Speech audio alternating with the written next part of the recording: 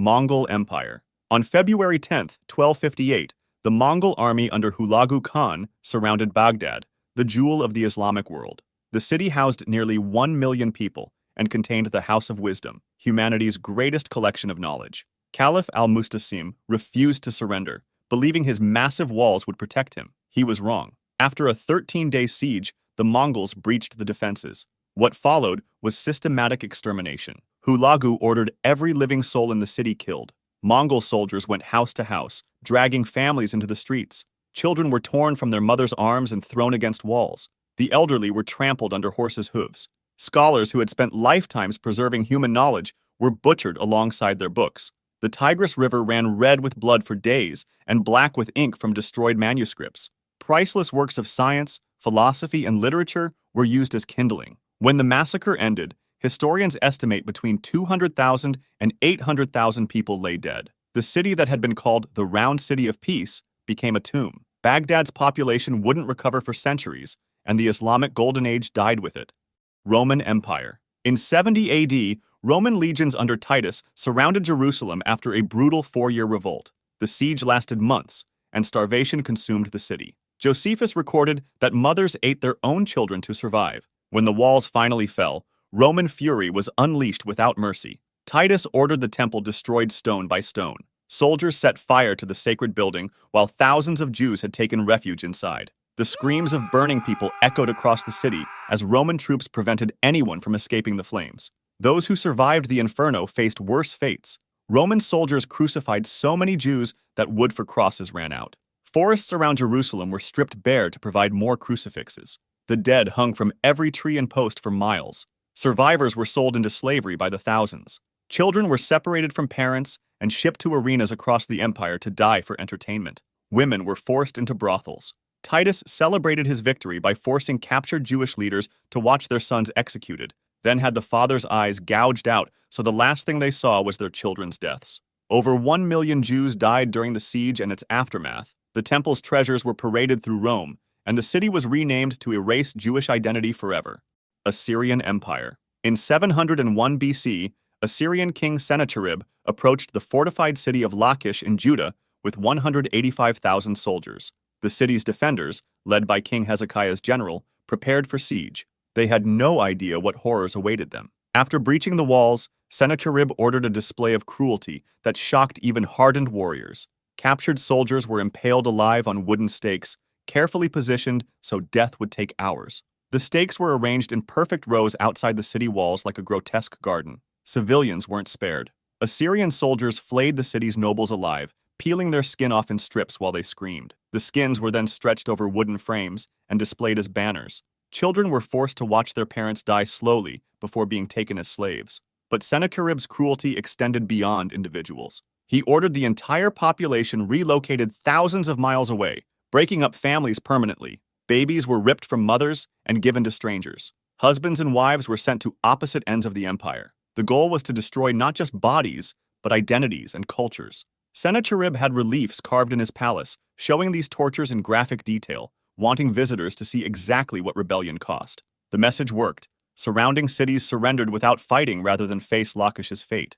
Aztec Empire. On December 7, 1487, Aztec Emperor Ahuitzotl prepared to dedicate the expanded Great Temple of Tenochtitlan with the largest human sacrifice in recorded history. Thousands of prisoners from recent conquests stood in lines stretching for miles through the city. The ceremony began at dawn. 4 priests seized the first victim, a young warrior from Tlatelolco, and bent him backward over the sacrificial stone. High Priest Tlaxcalel raised the obsidian knife above his head, then plunged it into the man's chest. His ribs cracked as the priest's hand forced deeper, searching for the beating heart. When he found it, he tore it out still pumping and held it toward the sun, while blood poured down the temple steps. The body was thrown down the pyramid, where it landed with a sickening thud on the pile of corpses below. The killing continued without pause. Men, women, and children were sacrificed in assembly line fashion. Some victims were drowned for the rain god Tlaloc. Others had their skin peeled off while alive for Sheep Totek. For 4 straight days, the slaughter continued. Blood flowed like rivers down the temple steps, creating pools that attracted clouds of flies. The stench became overwhelming, but the priests pressed on. By the ceremony's end, an estimated 20,000 people had been butchered. Their skulls were added to the tsompantli, massive racks displaying thousands of human heads as warnings to enemies. Belgian Congo. On March 15, 1903, Belgian officer Léon Fiévez received orders from King Leopold II's administrators.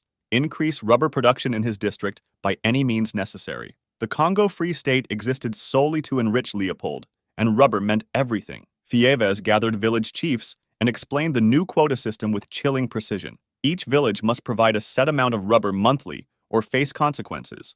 When the chief of Bolama village failed to meet his quota, Fiévez made an example. He ordered his force publique soldiers to surround the village at dawn. Men, women, and children were dragged from their huts as they screamed in terror. Fiévez lined up 20 villagers, including the chief's young son, and ordered them shot, but death wasn't enough. He commanded his soldiers to cut off the right hands of everyone killed, as proof the bullets hadn't been wasted. The severed hands were smoked to preserve them, then delivered to Fiévez's superiors as evidence. The remaining villagers were forced to watch as their relatives' hands were collected like trophies. Children as young as 5 had their hands hacked off for their parents' failures. Some survived the amputation and lived as permanent reminders of Belgian brutality. Villages across the Congo soon displayed baskets of smoked human hands as warnings. Conservative estimates suggest 10 million Congolese died during Leopold's reign, though the true number may never be known since entire communities were wiped out completely. British Empire. On April 13, 1919, thousands of Indians gathered peacefully in Jallianwala Bagh, an enclosed garden in Amritsar, to celebrate Baisakhi festival and protest recent arrests.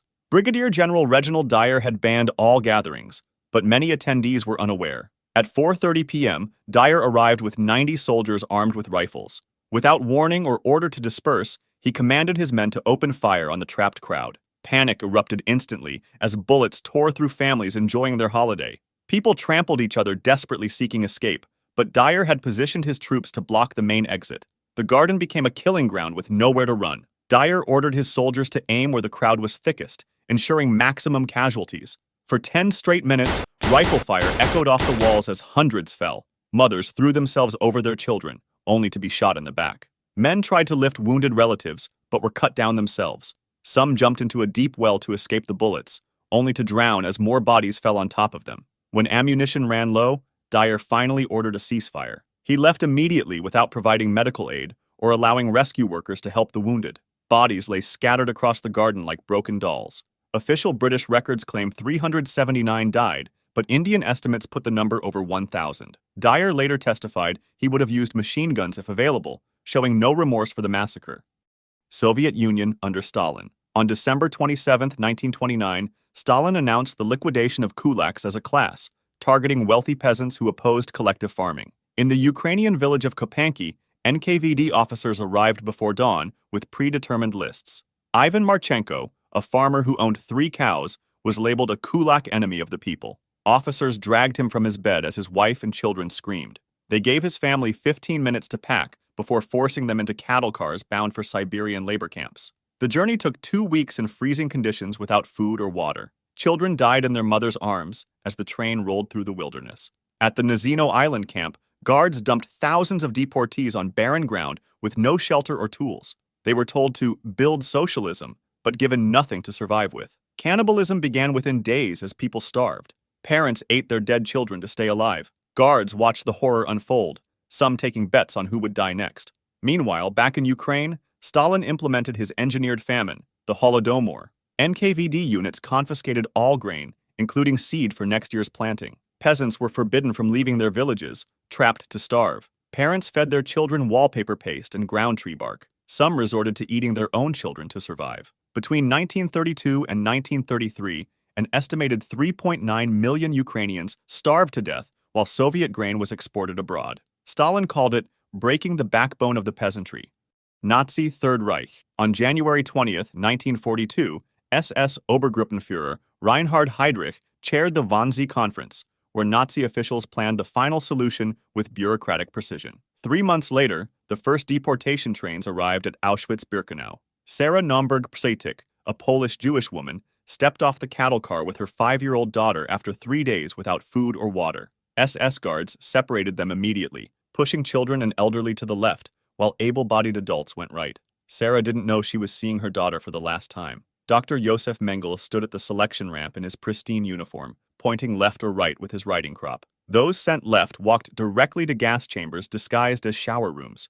Guards told them they were being deloused and ordered them to undress and hang their clothes on numbered hooks, promising they could retrieve them later. Mothers clutched babies as they were herded naked into the chambers. When the doors sealed, Zyklon B pellets were dropped through roof vents. The poison took 20 agonizing minutes to kill everyone inside.